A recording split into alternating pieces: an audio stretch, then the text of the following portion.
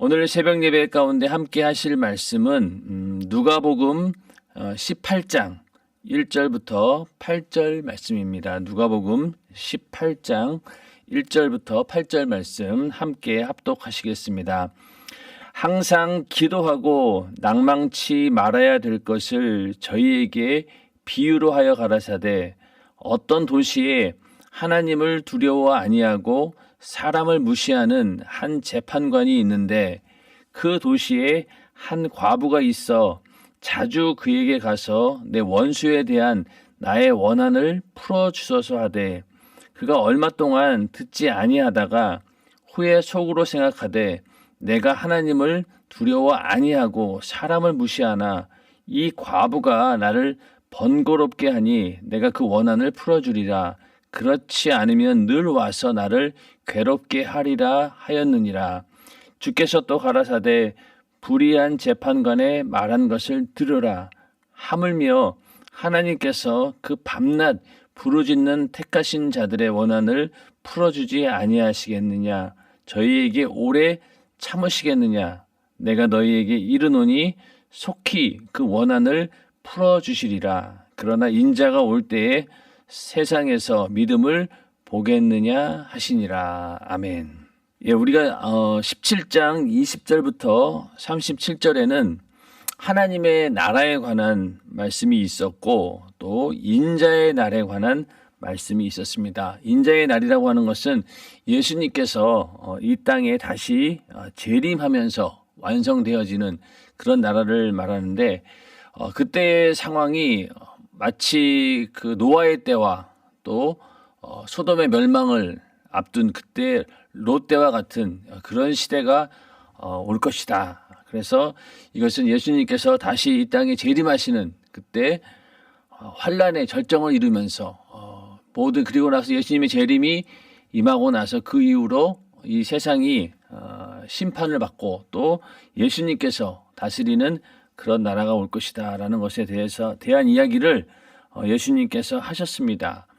그러고 나서 오늘 18장 1절에 항상 기도하고 낭망치 말아야 될 것을 저희에게 비유로 가르치시는 그런 장면이 나옵니다. 여기서 갑자기 이렇게 기도에 관한 말씀이 나온 이유가 어디 있을까요? 우리는 항상 주님께서도 제자들에게 너희는 이렇게 기도하라 라고 기도에 대해서 가르쳐 주셨고 특히 누가복음에는 다른 복음서보다 더 많이 기도에 관해서 강조를 하고 있습니다. 오늘날 우리들도 항상 기도하고 있죠. 그래서 그 기도에 대해서 관심도 많고 어떻게 하면은 우리가 기도의 성공자가 될 수 있을까? 어떻게 하면은 기도의 응답을 받을 수 있을까? 그것에 대해서 항상 우리가 생각하고 또 사모하는 마음을 가지고 있습니다.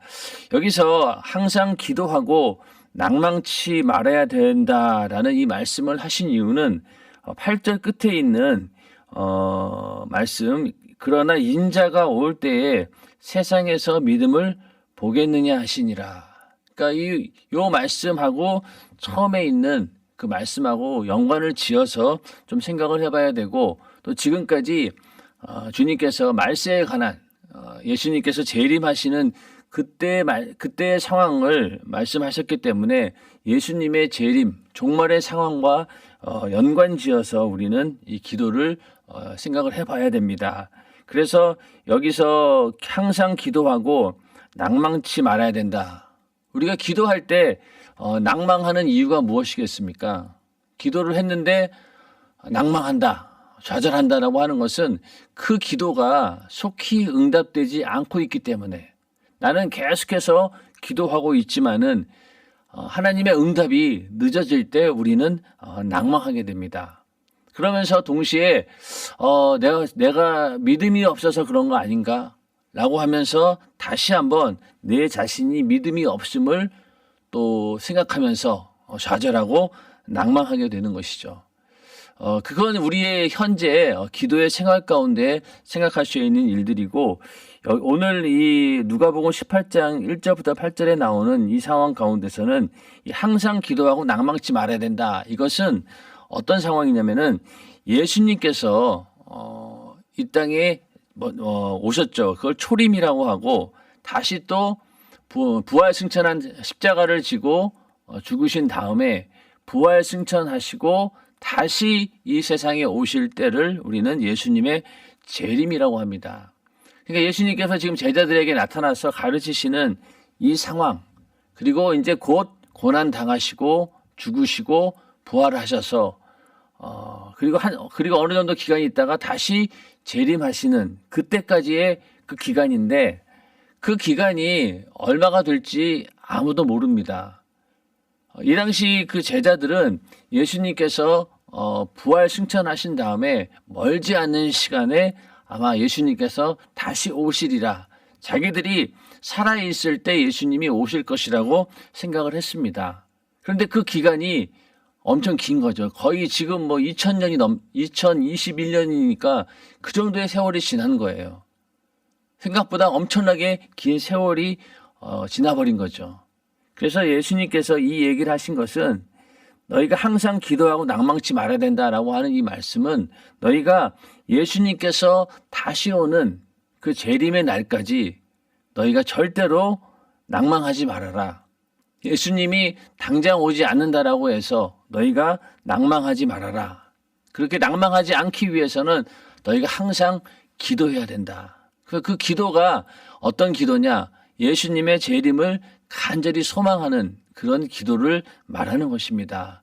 그러니 예수님이 이 땅에 처음 왔을 때, 그때부터 예수님이 다시 오는 그 재림의 순간까지 그 아주 길고 긴 기간 동안 절대로 낙심하지 말고 너희는 기도하라라는 그런 말씀입니다. 그러니 오늘날 우리가 이 누가복음 18장 1절을 읽으면서 바로 그러한 마음가짐을 가지고 우리는 기도에 임해야 된다. 그래서 우리의 기도는 예수님의 재림을 간절히 사모하면서 그 예수님이 오는 동안 우리가 인내함으로 그것을 끝까지 믿음으로 신부의 믿음을 지켜내야 된다라는 그런 말씀이기도 합니다. 누가가 이 말씀을 기록할 당시 그 당시 상황은 어떤 상황이었습니까? 그 초대교회의 상황은, 예수님의 재림은요 그들에게 절실히 필요한 것이었어요. 왜냐하면은 예수님께서 빨리 오셔서 이 땅을 심판하셔야지만이 그들이 핍박과 환난으로부터 구원받을 수 있기 때문입니다. 초대교회는 어마어마한 핍박이 있었죠. 국가적인 핍박이 있었기 때문에 예수 믿는 사람들, 이 그리스도인들을 죽이고 옥에 가두고 그런 모진 핍박과 환난을 받아야 되는 그런 상황이었기 때문에 항상 너 예수를 믿을래 말래 그 가운데서 믿음을 포기해야 할 정도로 그렇게 위협을 받는 그런 상황이었습니다. 그러니 예수님께서 얼마나 다시 오시기를 간절히 기다렸겠습니까? 지금 우리가 기다린 것과는 비교가 되지 않을 만큼 그들에게 곧 예수님의 재림은 이제 살아날 그런 오직 살 수 있는 유일한 구원의 길이었다는 거죠. 그런데 반대로 재림이 점점 지연되고 있다라고 하는 것은요, 그들의 죽음과 직결되어 있기 때문에 그것은 자기들이 만약에 예수님이 이 땅에 빨리 오시면은 살 수 있고, 만약에 늦게 오면은 그냥 죽는다. 환난과 고통 가운데서 그렇게 해서 핍박 가운데 죽을 수밖에 없는 그런 상황이었기 때문에 그들에게 재림의 지연이라고 하는 것은요, 생명의 문제, 죽음의 문제와 연결이 되어 있는 거예요. 그만큼 절박했다는 거죠. 그러니 그렇게 예수님의 재림을 간절히 기다리다가 그런데 그 기다림 가운데 핍박과 환난이 있다 보니 결국은 어떻게 했어요? 많은 사람들이 낭망하고 그 가운데서 믿음을 포기하는 자들이 생겨났다는 것입니다. 오늘날 우리의 기도의 제목이라고 하는 것이 어떻게 보면은 내가 살고 있는 이 환경 가운데서 조금 더 나은 환경을 얻기 위해서, 또 내가 간절히 원하는 것들을 하나님께 간구하면서 얻으려고 하는 그런 모든 그 기도의 제목들을 가만히 보면은 이 당시 초대교회 성도들이 기도하던 내용하고는 완전히 다를 것입니다. 왜냐하면 그들은 지금 사느냐 죽느냐의 그런 상황이었기 때문에 절대적으로 주님만 의지하고 빨리 이 고통의 순간을 주님 면하게 해 주시옵소서, 나를 이렇게 핍박하고 우리를 이 환난 가운데 이렇게 고통을 가하는 이 자들을 하나님 주님 빨리 오셔서 심판해 주시고 우리의 이 원한을 풀어 주시옵소서라는 이런 그런 간절한 기도를 했다는 거예요. 그러니까 오늘날 우리의 기도와는 정말로 더 비교되지 않을 만큼 절박한 그런 순간이었던 것입니다. 그래서 우리가 이 누가복음 18장 1절에 있는 이 기도에 관한 이야기를 우리가 그냥 낭망치 말고 끝까지 하나님께 매달려 기도하면은 응답해 주신다라는 그런 말씀으로 우리는 이해할 수도 있습니다. 그러나 그거보다도 더 큰 것을 본다라고 하면은 바로 예수님의 재림을 간절히 사모하는 이 초대교회 당시 성도들의 그 상황을 생각해 볼 때 이것은 그냥 내가 하나님께 뭘 간구해서 얻는 그 정도의 기도가 아니라 목숨이 왔다 갔다 하는 죽음이 왔다 갔다 하는 그런 절박한 기도였다라고 하는 것입니다. 그래서 끝까지 견뎌야 된다. 그래서 그러한 상황 가운데서 살아남는 방법은요. 하나님께 부르짖어서 기도하는 방법밖에 없었습니다. 성경에서도 시편 50편 15절에 환난 날에 나를 부르라 내가 너를 건지리니 내가 나를 영화롭게 하리로다. 그러니까 환난이 닥치고 핍박이 오고 그런 고통 가운데 있을 때 너희는 하나님께 부르짖으라는 거죠. 그리고 에레미야 33장 3절에 너는 내게 부르짖으라 내가 내게 응답하겠고 내가 알지 못하는 크고 비밀한 일을 내게 보이리라. 그런 상황 가운데서 먼저는 하나님을 향해서 부르짖는 기도가 있어야 된다. 그리고 또 한 가지는 믿음을 포기하지 말고 인내해야 된다라는 것을 강조하고 있습니다. 그러니까 오늘 이 말씀을 통해서 먼저는 너희가 간절히 부르짖어 이 환난을 면하게 해달라고 기도해야 되고 그리고 끝까지 이 환난 가운데 이 고통 가운데서 견뎌낼 수 있는 그런 인내함을 달라고 간절히 기도해야 된다. 왜냐하면은 많은 성도들이 이런 고난과 핍박이 닥쳐올 때 믿음을 포기하게 되기 때문에 그렇습니다. 막 죽이려고 하니 거기서 끝까지 그 믿음을 지키는 자들이 얼마나 되겠냐는 거죠. 그래서 그런 상황 가운데 필요한 것은 바로 끝까지 믿음으로 포기하지 않는 그런 인내가 있어야 되는데 야고보서 5장 7절부터 8절에 보면은요. 그러므로 형제들아 주의 강림하시기까지 길이 참으라. 보라 농부가 땅에서 나는 귀한 열매를 바라고 길이 참아 이른 비와 늦은 비를 기다리나니 너희도 길이 참고 마음을 굳게 하라. 주의 강림이 가까우니라. 자, 이 말씀대로 길이 참으라는 거예요. 주의 강림하시기까지. 예수님의 이 땅에 오실 때까지 많은 환난과 핍박이 있지만은 그 가운데서 너희가 인내함으로 길이 참으라는 거예요. 이게 바로 그 당시 성도들에게 주어진 하나님의 말씀이었습니다. 그래서 기도하고 낭망치 말아야 될 것을 저희에게 이렇게 예수님께서 말씀하신 것은 바로 이 예수님의 재림을 간절히 기다리는 동안 핍박과 환난이 온다 할지라도 너희는 절대로 낭망하거나 좌절하지 말고 끝까지 믿음을 가지고 인내함으로 승리해라, 버텨내라. 그 말씀인 거예요. 그러니 이 기도라고 하는 것이 우리가 지금 드리는 기도와는 차원이 다르다는 얘기죠.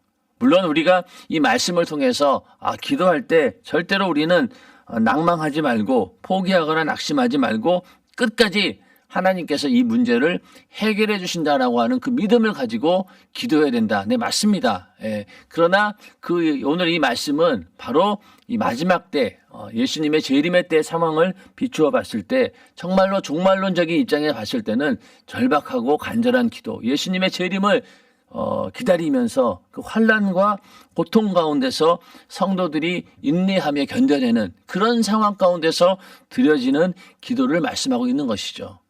자, 오늘날 우리도 예수님의 재림을 간절히 기다리는 그런 때입니다. 그러나 이 세상이 참 감사하게도 오늘 우리가 살고 있는 이 나라는 그렇게 예수 믿는다고 해서 옥에 가두거나 핍박하거나 죽인다거나 이런 일은 아직은 없어요. 그게 참 감사한 일이죠. 그러나 만약에 그런 일이 생겼을 때 우리는 오늘 이 말씀을 기억하면서 끝까지 기도하면서 낭망치 말아야 된다. 그 믿음을 가지고 예수님의 재림을 간절히 사모해야 된다는 것입니다. 또한 세상이 평안하고 또 정말로 살기 좋다. 그럴 때일수록 오히려 우리는 더 영적으로 무뎌질 수 있기 때문에 이런 시대적 상황이 아무리 물질이 풍요롭고 잘 살게 되었다 할지라도 우리는 항상 영적으로 긴장하면서 예수님의 재림의 때를 사모하고 그 일을 위해서 항상 기도하고 또 절대로 그 재림의 때가 길다고 생각해서 그것 때문에 우리가 낭망하는 일은 없어야 된다는 것입니다. 그 당시에도 많은 사람들이 예수님께서 당장 오시지 않으니까 주의 강림하신다는 약속이 어디 있느냐? 아예 예수님의 재림 자체를 부인하는 그런 사람들도 있었고 또 주의 약속이 너무 더딘 거 아니냐? 이러면서 예수님의 재림에 대해서 회의적인 반응을 가진 사람들도 있었을 것입니다. 그런 사람들에게 해당되는 말씀이죠. 오늘날도 마찬가지죠. 예수님의 재림이 어디 있어? 이거 없는 거 아니야? 이렇게 생각하는 사람도 있죠. 왜? 시간이 너무나 많이 지나가 버렸으니까.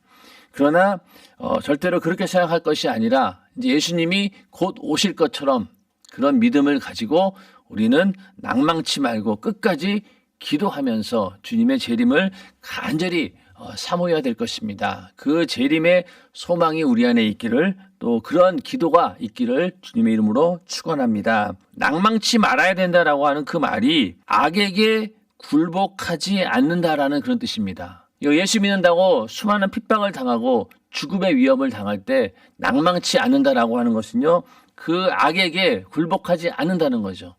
핍박하는 자들에게 내가 무릎 꿇지 않는다라고 하는 그런 뜻입니다. 이 낭망이라고 하는 그 말의 차이가 얼마나 큽니까? 오늘날 우리의 현실로 봤을 때는 그냥 기도해서 하나님이 응답을 안 해주면 왜 하나님이 응답 안 해주지?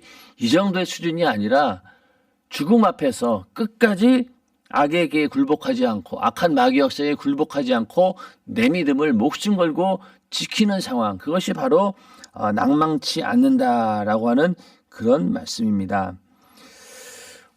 그러면서 이 예수님께서 비유를 드시는데 불의한 재판관과 과부의 비유라고 이렇게 많이들 얘기합니다. 비유의 내용은 간단합니다. 근데 이제 예수님께서 하시는 비유 가운데 불의한 자 이렇게 나오면은 굉장히 좀 이게 이상하게 생각을 합니다. 왜? 하나님은 불의하지 않으시고 거룩한 분이신데 왜 이렇게 불의한 재판관, 또 우리가 그 전에 불의한 청지기, 그러면서 도저히 하나님께서, 거룩하신 하나님께서 비유를 들 만한 대상이 아닌데 그런 사람들이 등장할 때마다 우리는 약간 의아해합니다. 그러나 주님께서 이렇게 불의한 재판관의 비유를 든 것은 그만큼 하나님의 하시고자 하는 그 메시지를 더 강조하기 위해서 그런 극단적인 비유를 드시는 것이죠. 2절에 보면은 어떤 도시에 하나님을 두려워 아니하고 사람을 무시하는 한 재판관이 있는데,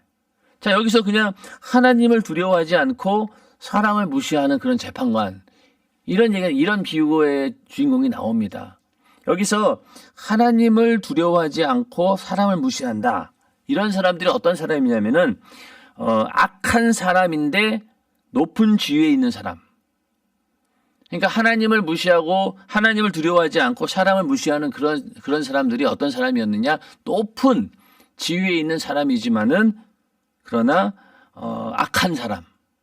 오늘날도 만약에 정말로 법을 공정하게 집행해야 할 그런 판사나 또 그 판사들 위에 헌법재판소에 있는 그런 사람들, 만약에 그런 사람들이 악한 사람이 있다라고 하면은 이게 어떻게 되겠어요?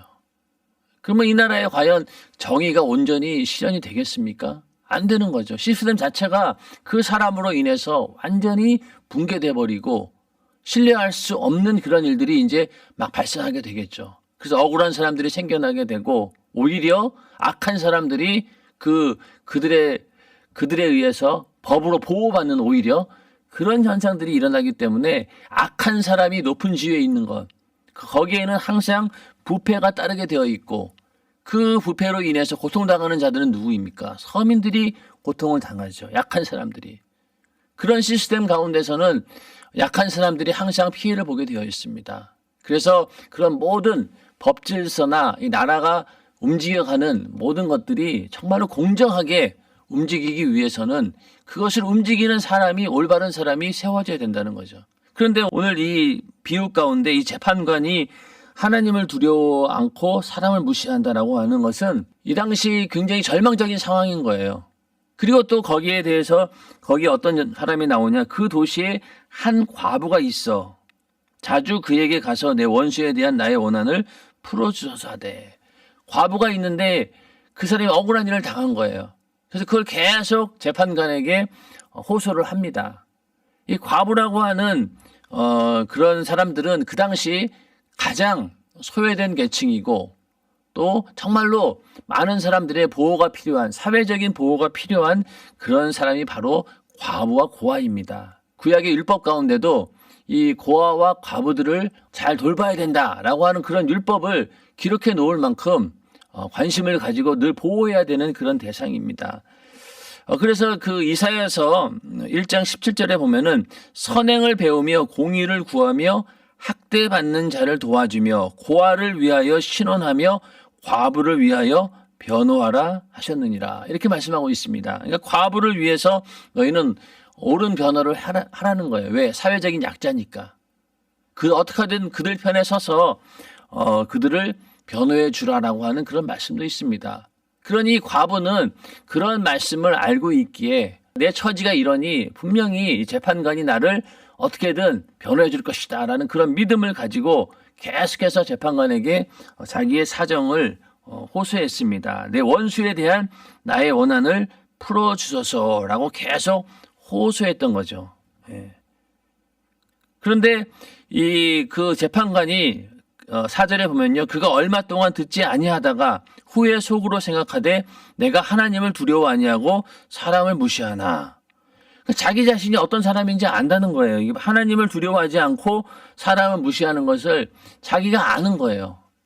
그 정도로 이 아는 사람이 생각해 보니까 이 과부가 나를 번거롭게 하니 내가 그 원한을 풀어주리라. 그렇지 않으면 늘 와서 나를 괴롭게 하리라 하였느니라.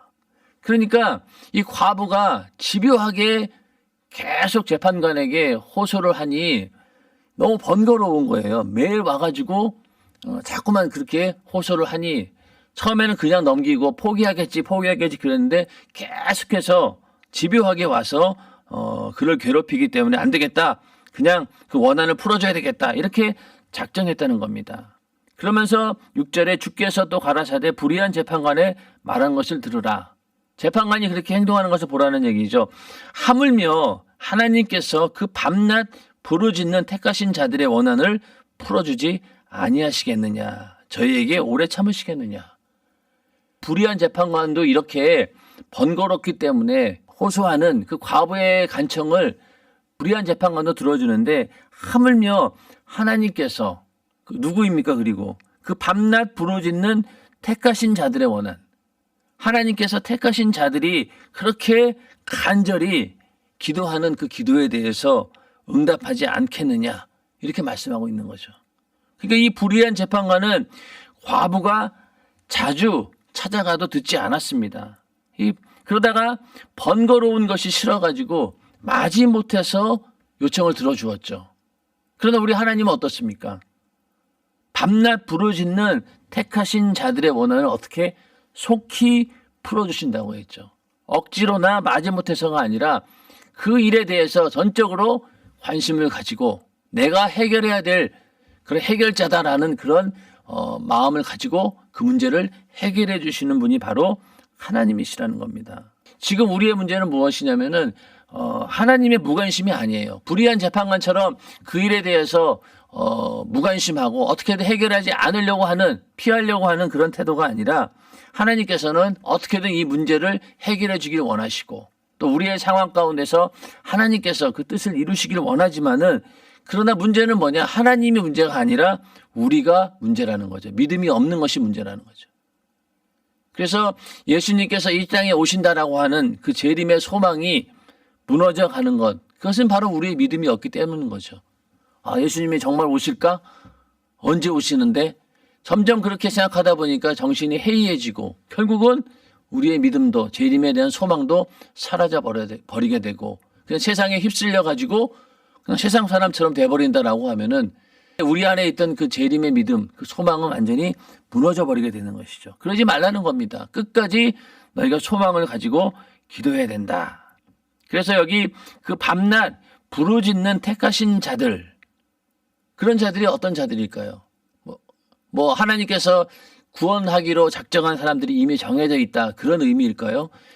그런 의미라기보다는 우리가 그 로마서 8장 29절에 보면은, 로마서 8장 29절에 하나님이 미리 아신 자들로 또한 그 아들의 형상을 본받게 하기 위하여 미리 정하셨으니 이는 그로 많은 형제 중에서 맏아들이 되게 하려 하심이니라. 그 아들의 형상을 본받게 하기 위하여 미리 정하셨으니, 미리 택한 자들이 어떤 자들이냐? 하나님의 아들 예수 그리스도를 본받기 위해서 애쓰고 사모하는 그런 자들을 말합니다. 그리고 데살로니가 전서 1장 3절부터 4절에 보면은 너희의 믿음의 역사와 사랑의 수고와 우리 주 예수 그리스도에 대한 소망의 인내를 우리 하나님 아버지 앞에서 쉬지 않고 기억하미니 하나님의 사랑하심을 받은 형제들아 너희를 택하심을 아노라. 이렇게 하나님으로부터 사랑받고 택한 자들이 어떤 자들이냐? 믿음의 역사가 나타나고 사랑의 수고가 넘쳐나고 또 우리 예수 그리스도에 대한 소망의 인내가 있는 그런 자들, 그런 자들을 기억하고 그런 자들이 바로 택하심을 받은 자들이다라는 그런 내용입니다. 그러니까 여기서 그 밤낮 부르짖는 택하신 자들, 그러니까 하나님께서 택하신 자들은 밤낮 부르짖게 되어 있다는 거예요. 밤낮 부르짖는다는 건 뭐예요? 그 주님이 오신다라고 하는 그 소망을 절대로 놓치지 않고 끝까지 인내함으로 붙들고 있다는 겁니다. 그런 자들이 바로 택하신 자들이라는 거예요. 그저 우리가 오해해서 내가 이 땅에서 아무리 막 대충 살고 엉망으로 살아도 나는 택함 받았으니까 하나님께서 반드시 나를 책임져 주시고 구원해 주실 것이다라는 그런 교리적인 믿음을 우리는 버려야 됩니다. 분명히 성경에는 택한 자들이 어떤 자들이었느냐? 그 아들의 형상을 본받게 하기 위해 노력하는 자들, 애쓰는 자들, 그리고 믿음의 역사, 사랑의 수고, 또 소망과 인내를 가진 자들, 이런 자들이에요. 그런 자들이 어떤 자들이냐? 바로 밤낮 부르짖는 자들. 그런 자들이 바로 하나님이 택하신 자들이죠. 과연 우리는 하나님의 택하신 자라고 할 수 있습니까? 이렇게 소망을 잃지 않고 끝까지 믿음으로 밤낮 부르짖고 있습니까? 만약 그렇다면은 당신은 하나님의 택하신 자입니다. 우리 모두가 그렇게 하나님을 향해 밤낮 부르짖는 택하신 자들이 되기를 주님의 이름으로 축원합니다. 그런 자들에게 하나님께서 오래 참으시겠냐는 거예요. 내가 너희에게 이르노니 속히 그 원한을 풀어주시리라. 이 속히라고 하는 말이 어떤 그 하나님의 행동이 긴급하게 이루어진다는 것입니다. 그런데 이것은 시간의 단축을 의미하는 건 아니에요. 기도를 예를 들어보면은 기도할 때 하나님께서 우리가 기도하는 것에 대해서 관심을 가지시고 그 기도가 하나님 보시기에 합당한 기도고 기도의 제목이라고 하면은 하나님께서는 아주 긴급하게 속히 그 문제에 응답하실 준비를 합니다. 그러나 속히 응답한다라고 해서 내가 기도하자마자 빨리 응답을 해주신다라고 하는 그런 의미는 아니에요. 왜냐하면은 그 기도의 응답은 다 때가 있는 거예요. 하나님의 때가 있는 겁니다. 그래서 분명히 하나님께서 예를 들어서 응답을 손에 쥐고 있다 하더라도 때가 되었을 때 그 응답을 주시는 것이지, 기도한다라고 해서 속히 응답한다라고 했으니 그냥 내가 기도하면은 그 기간이 빨라질 것이다, 그게 아니라는 얘기죠. 기도의 응답이 빨라진다라기보다는 하나님께서 그 문제를 긴급하게 보시고 처리하기 위해서 준비하신다는 거예요. 그러나 그 기도의 응답은 때에 맞춰서 하나님께서 내려주신다라는 그런 믿음을 우리는 가지고 있어야 됩니다. 그러니까 우리가 기도했는데 그것이 분명히 하나님과 마음이 동일한 그런 기도의 제목이고, 이거는 굉장히 거룩한 기도인데 왜 응답이 안 될까? 아직 하나님의 때가 아니라는 거죠. 그러니까 우리는 그런 상황 가운데서 인내할 수 있는 믿음이 있어야 됩니다. 자, 예수님의 재림을 간절히 사모하던 초대교인들이 지금 옥에 갇혀서 또 아주 엄청난 고문을 당하면서 죽어가고 있어요. 얼마나 많은 기도를 했겠습니까? 그러나 그렇게 기도했다라고 해서 금방 하나님께서 그 핍박과 환난의 때를 벗어나게 해주셨습니까? 그게 아니잖아요. 시간이 걸렸어요. 수많은 사람들의 기도가 상달되고 응답되기까지는 오랜 시간이 걸렸습니다. 그래서 로마의 박해로부터 벗어나게 될 때까지 얼마나 많은 세월이 지나갔습니까? 그런 것처럼 하나님의 기도의 응답은 속히 응답한다라고 해서 이 시간이 단축되는 것은 아니다. 그러나 분명히 하나님께서는 그것을 긴급하게 처리하시고 응답을 준비하시고 어떤 경우에는 응답을 가지고 있다가 때가 되었을 때 그 응답을 주시는 분이 바로 하나님이시고 하나님의 역사는 그렇게 이루어진다라고 하는 것입니다. 그래서 그 원한을 속히 풀어주리라. 그 말씀이 그런 말씀이고요. 그러나 인자가 올 때 세상에서 믿음을 보겠느냐. 이게 바로 오늘 말씀의 키포인트이기도 합니다. 그러니까 인자가 올 때 이 마지막 때에 과연 그런 믿음을 가진 낭망치 않고 끝까지 인내함으로 목숨의 위협이 와도 그 믿음을 지키는 그런 믿음 있는 자들이 과연 있겠느냐라는 거예요. 자, 노아의 때도 마찬가지죠. 노아가 홍수가 임할 것이라고 아무리 얘기를 해도 그 당시 사람들은 믿지 않았습니다. 다 외면했죠. 그리고 소돔성에 막 불과 유황이 떨어지는 그 멸망의 날이 온다라고 아무리 얘기를 해도 듣지 않았습니다. 그런 때가 바로 이 마지막 예수님이 재림할 때라는 거예요. 오늘날도 많은 사람들이 예수님의 재림을 믿지 않습니다. 교회를 다닌다라고 하는 사람들조차도 예수의 재림은 비현실적인 이야기고 나와는 상관없는 이야기고 하나의 그냥 성경에 있는 이야기지 실제로 일어나지 않는다라고 믿는 그런 사람들도 있어요. 그 상황이 바로 오늘날입니다. 그래서 오늘날 주님이 이 땅에 오실 때 과연 세상에서 믿음을 보겠느냐 이렇게 말씀하고 있습니다. 그때 우리는 믿음을 보이는 자들이 되어야 됩니다. 예수님께서 지금 이 시대를 바라보실 때 누구누구는 쟤는 믿음이 있구나. 그런 신부의 믿음을 가진 자들로 발견되어지기를 주님의 이름으로 축원합니다. 그러니까 여기서 믿음 있는 자를 찾고 있는데 만약 하나도 없다라고 하면 어떻게 되겠어요?